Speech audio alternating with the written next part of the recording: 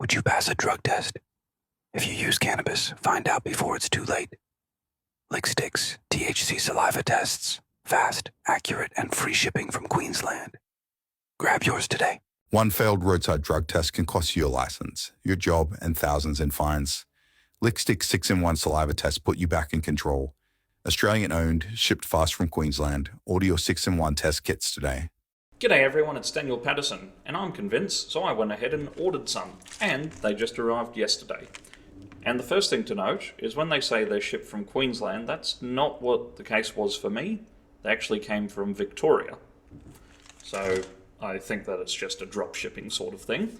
But anyway, here's what I suspect. I haven't opened this yet, but just from the visuals, I'm going to guess it's something like this. This is a product called the Orwell.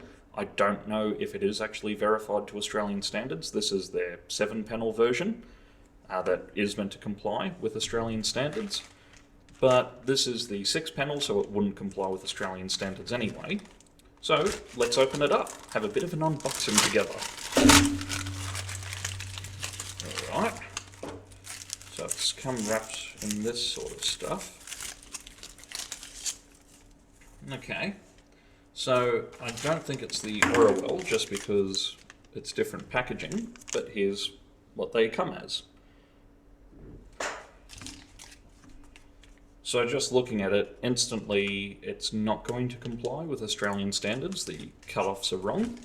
The THC cut-off is 20, so that will still work for the purposes of what I've got planned for today. But yes, this would never meet Australian standards, and this really should not be being used in Australia. So here's what I've got. I've got some saliva that I've just pulled out of the freezer, and we'll have a look at that barcode number. So this one is positive for THC. It was preserved in Quantasol and sent to a lab. Now, Quantasol doesn't preserve 100% of the analyte, but because of peer-reviewed literature, we can't assume 100% is preserved when we freeze it either. So we're going to agree that it is around 23 nanograms per milliliter of THC in that saliva. So look, unlike dodgy Americans and scammers and that sort of thing that hide behind false emails and never use their real name, I do. I always reach out to people and always give them a chance to say, here's what I'm going to do, what would you like to say? And to Brendan's credit from Licksticks, he did issue me a response. I emailed him before filming this video, and he sent me a response at 4:36 PM yesterday, the 22nd of December. So here it is in full. He's not asked or asserted any privilege or confidentiality, so it's all good to read out.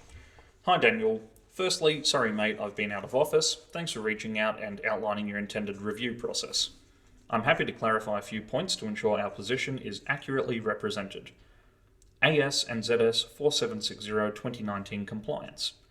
Licksticks oral fluid screening devices are not marketed or represented as AS and ZS 4760-2019 compliant, nor as substitutes for confirmatory laboratory testing or accredited roadside testing programs.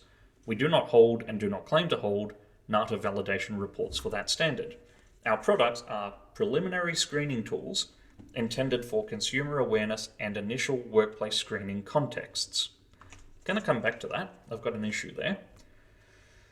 Any presumptive positive result should always be followed by confirmatory laboratory testing where regulatory, employment, or legal certainty is required.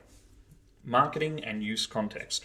Our website and advertising are intended to communicate general awareness around drug screening and preliminary screening use, not equivalents to police or accredited laboratory testing conducted under Australian standards.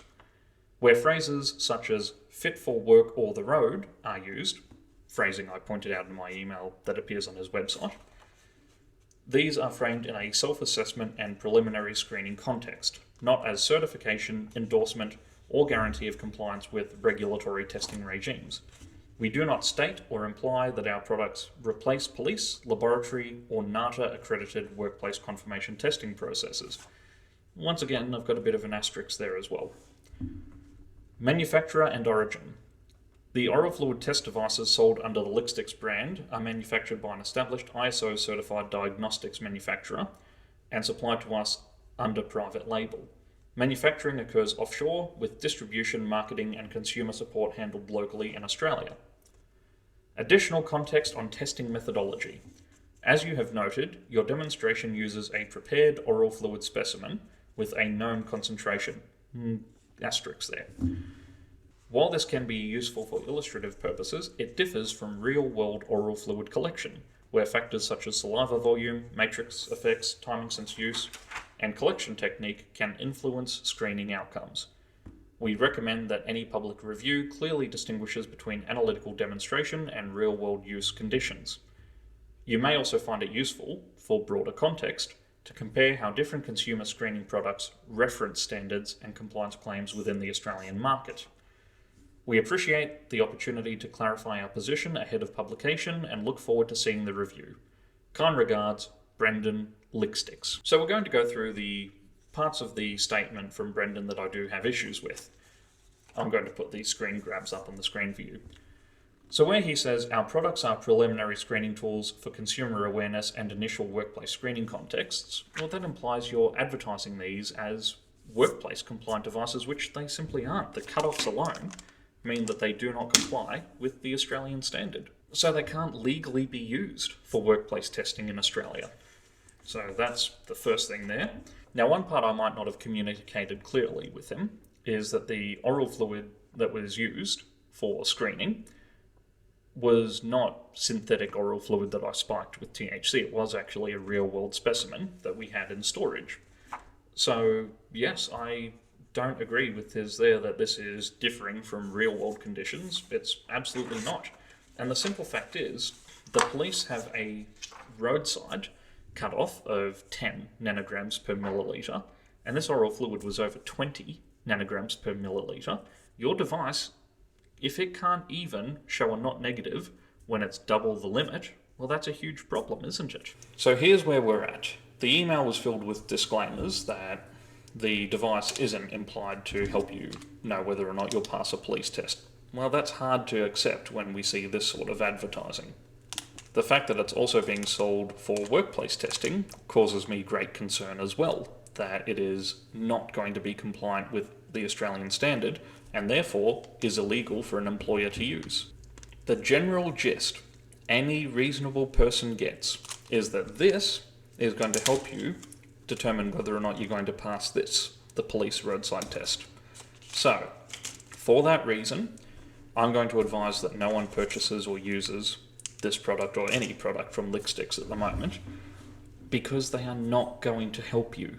I've got such a serious concern that I will actually be drafting a complaint for the ACCC, the consumer watchdog, and I will give Licksticks a copy of it before it's filed next year, and we'll see what, if anything, the ACCC do.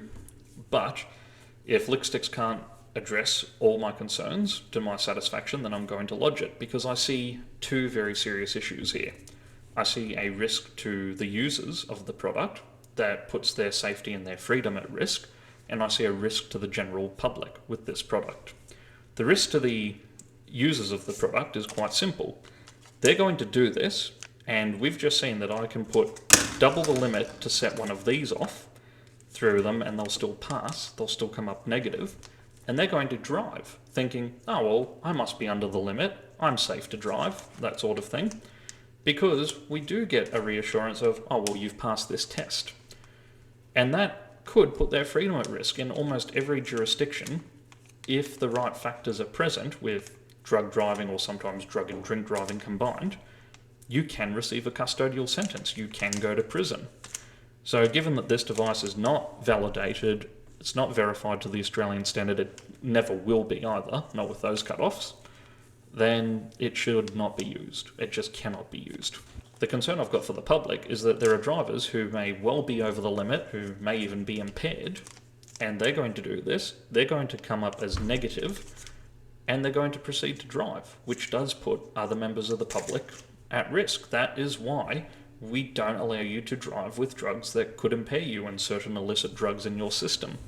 My advice to anyone is, if you have used any cannabis in the past 12 hours, just don't risk it until you actually go and get proper drug tests so you know how long it stays in your system. It really shouldn't stay in your oral fluid for more than 4 to 7 hours, but I would say give it 12 just to be safe. If you're smoking Snoop Dogg levels, give it 18 hours. Be extra safe. At the end of the day, whatever anyone's opinions on drug use are, We don't want people who are going to be high driving around on the road, and we definitely don't want false reassurances from faulty and defective products. So I do think that's a quite serious admonishment of that. I don't think I will ever be giving my seal of approval to this device.